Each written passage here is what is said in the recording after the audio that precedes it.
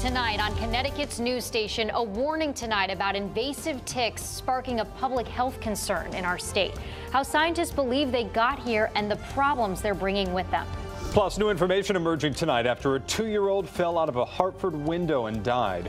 What we're learning from DCF regarding that child's family. And calls for mental health services doubling from last year. The need for services and support here in Connecticut and around the country. Now at 10, this is Fox 61, Connecticut's news station. But first, we begin on a health warning tonight. Experts saying invasive ticks are creating a public health concern here in Connecticut. Thanks for joining us here on the news at 10. I'm Ben Goldman. And I'm Jen Bernstein. Those scientists saying the number of these invasive ticks has increased substantially. Fox 61's Gabby Molina joins us now with more. Gabby. Invasive tick species are coming to Connecticut from other countries by basically hitching a ride on travelers, and it's posing a health risk for both humans and animals. While most ticks are about the size of a sesame seed, the tiny creatures can pose a very large danger. Ticks is so small, so it's so hard to find them. And now experts in Connecticut are seeing more and more exotic and invasive species. These ticks are those that are hitchhiking on people, visiting when they go abroad. Dr. Gudars Malai says in the last few weeks, the Connecticut Agricultural Experiment Station has received at least 4 exotic tick species from Europe, Africa, and South and Central America. There are a lot of diseases, both bacterial, viral, protozoan diseases, or parasitic diseases that these ticks transmit. And it's not just humans that are at risk. Some of these diseases or disease agents that these invasive ticks carry, they are particularly difficult for pet animals. Dog owners say they already take steps to protect their pets, but will now be even more aware. He takes a pill once a month, and it's supposed to kill the ticks and fleas, and I've seen dead ticks on him. She also takes a monthly pill that makes me feel pretty safe taking her out in the woods, and then we just give her a quick look over after we hike. In addition to health risks, experts say one of the greatest dangers is a growing population of these ticks in our state. I will not be surprised to see in the next few years to have more established populations of additional tick species that are considered invasive tick species. Malai says it's mainly a problem in New Haven and Fairfield counties right now, but it likely won't stay that way forever. It's not going to take that long to move to all counties. Experts say to prevent tick-borne illnesses, you should be checking your clothing and your body for ticks often and limiting your time in tick-infested areas. Coming up at 11, I'll tell you one factor that is here in Connecticut that makes it a lot easier for these invasive tick species to grow. Live in New Haven, Gabby Molina, Fox 61, Connecticut's news station. We'll see you at 11, Gabby. Thank you. Meanwhile, we are following some breaking news from Waterbury, where police are investigating after a teen was shot this evening. Firefighters in Waterbury confirmed the 17-year-old victim was shot right in the area of Blue Trail and Newport Drives. We don't have any information on the teen's condition tonight, but we do know that he was brought to the hospital. We'll bring you any new details as soon as they're available. Getting to the weather watch tonight, for the first time in quite a while, we're looking at a weekend of good summer weather. We are excited about that. Chief Meteorologist Rachel Frank joining us with what we can expect this week, including the chance for some rain later this week, right? Yes, but first we get a few consecutive dry days. I mean, dry days in a row? We didn't have that in July, so hopefully we can turn a page here before the rain returns. Check this out. There were a couple hit or miss showers out there to finish off July, of course, kind of going along with our regularly scheduled programming. This is from Dawn in Cromwell. Oh, that's not Cromwell. This has got to be on Long Island Sound. Sorry about that, having the wrong label. It has been a long stretch of weather after tracking those storms yesterday. Taking a look at the radar right now, though, things are scanning quiet, and as we head through the evening tonight, we'll see temperatures that'll be dropping back into the 50s. It will be nice and refreshing as you head towards daybreak tomorrow. And tomorrow we're looking at bright sunshine with highs in the upper 70s and no weather worries for us out there. I even think we get a reinforcing shot of cooler, refreshing air tomorrow. You're going to notice that change in the air mass when you step outside the door. We're going to do this again for Wednesday and again for Thursday before the humidity starts ramping up. And along with that, we'll have a rising chance for rain to finish off the week. We'll take another look at your full forecast coming up in just a few minutes. All right, thank you, Rachel. Well, we are learning new details tonight about the Hartford child that died after falling out of a 3-story window earlier this month. DCF says they have been monitoring that family involved in this case since April, and they visited just a month prior to the incident.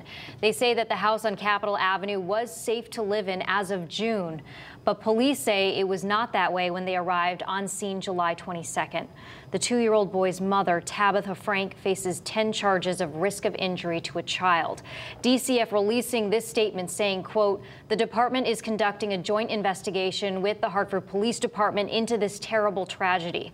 The child's siblings are safe and being provided supportive services to address the trauma they've experienced." Also new here tonight, a disturbing case out of Cromwell. Police have arrested Stephen Donnan on allegations of elder mistreatment. Cromwell officers say they were performing a welfare check on a person living with Donnan after they missed multiple medical appointments. Upon arrival, they found that person living in, quote, deplorable and unsanitary conditions. They also say that the victim, whose relationship with Donnan is unclear tonight, had not moved from a chair in 2 weeks and had not eaten for several days. That victim's in the hospital getting treatment tonight. Donnan is in jail. He'll appear in Middletown Superior Court tomorrow. And new at 10 tonight, it has been a little over a year since the 988 mental health service hotline launched across the country. It's billed as an easier version of the long-standing National Suicide Prevention Hotline. In that time, calls to that hotline have more than doubled when compared to those calls last year. Fox 61's DeAndrea Turner spoke with experts about this, and she joins us in studio with more on it. DeAndrea? Well, they also tell me that these numbers are comparable to the national level, but while these numbers may seem jarring, these calls increasing, they say are actually a good thing because more people are reaching out and seeking help. But it's to National Suicide Prevention Line that we have seen almost double the number of calls in the last year compared to the year before. Have reached the National Suicide Prevention Line. Last July, the National Suicide and Crisis Lifeline launched its 988 hotline. The goal was to make it easier and more accessible to reach out for help. According to the United Way of Connecticut, which responds to call and text to the 3-digit number, there has been a 125% increase since that change. We knew that the demand was there. 988 has simply made it, I think, much easier for people to understand the path to reach that assistance. The 988 system works by connecting callers to the same trained crisis counselors as the National Suicide Prevention Lifeline. According to the United Way, Connecticut takes it one step further by connecting people directly with mobile mental health crisis teams made up of clinicians. And whether it's on the youth side, in partnership with Department of Children and Families, or for adults, through Department of Mental Health and Addiction Services. That's an additional level of service that many states are trying to build, but that Connecticut right now offers. And as calls increase, having access to mental health services is what psychiatrist Dr. Javid Sakura says needs to continue to be brought to the forefront. Many more people who are struggling are reaching out for help, and that's definitely a good thing. At the same time, what it speaks to is the need to ensure that we have the resources to be able to provide the support that people need. Now, United Way officials also tell me that 89% of their callers say that they feel like their crises are diminished during the call, which is their goal. Now, 53% of the people are calling are women, while 47% of the people are calling are men. In the socioeconomic classes and ethnicities, well, that's all around. In the studio, DeAndrea Turner, Fox 61, Connecticut's news station. All right, DeAndrea, thank you. Well, a 13-year-old recovering tonight after being shot while in a stolen car that was chasing another stolen car. Police say shots were fired from one of the cars near Yale New Haven Hospital yesterday, and a 13-year-old passenger in the other car was hit. The teen was then dropped off at the hospital. She had non-life-threatening injuries and has since been released. Police later found the stolen cars abandoned near Asylum Street. They're still investigating tonight. And staying in the Elm City, a person was stabbed last night on Spring Street. Police say they responded to the scene around 7, where the victim was found unconscious. He was taken to the hospital and was last listed in critical condition. Police say they later found a crime scene near the fire department. There is still no word on any suspects, or the current condition of the person stabbed is unknown at this point. A terrifying morning in Wethersfield. 2 people hospitalized, 5 others still recovering after a kitchen fire displaced a family of 6 people. It happened just around 6 o'clock this morning on Laconia Road.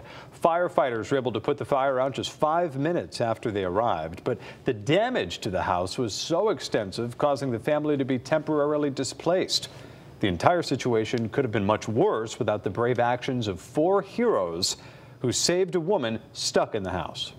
2 police officers, one of our firefighters, and a civilian passerby was able to get an elderly woman who was in the living room at the time in a bed, was able to get her out. In total, 7 people were sent to the hospital. 2 of the people living in the home had to stay overnight to be treated. The cause of the fire is still under investigation. Wethersfield police using this as a reminder to urge residents to check fire alarms and make sure they're working correctly. A spree of car break-ins plaguing the town of Farmington. Nearly 24 vehicles were broken into on the southeast side of Farmington early this morning. Authorities believe the intent was property damage because few people had anything removed from their cars and no cars have been reported stolen. The police department is reminding residents to remove valuables from their vehicles or lock them in their trunks. Following new developments in the ongoing legal case surrounding the disappearance of Jennifer Dulos, Michelle Draconis, the ex-girlfriend of Jennifer's estranged husband, Fotis Dulos, is moving to have certain evidence suppressed from her upcoming trial. Draconis is charged with conspiracy to commit murder, as well as hindering prosecution and evidence tampering. We have a full breakdown of what her legal team is citing to get the evidence suppressed. That's ahead next hour on the News at 11. Meanwhile, we have much more coming up here on the News at 10 tonight. It's the end of a trucking era. One of the country's largest freight companies is going under. What their tens of thousands of employees are doing now after receiving no warning.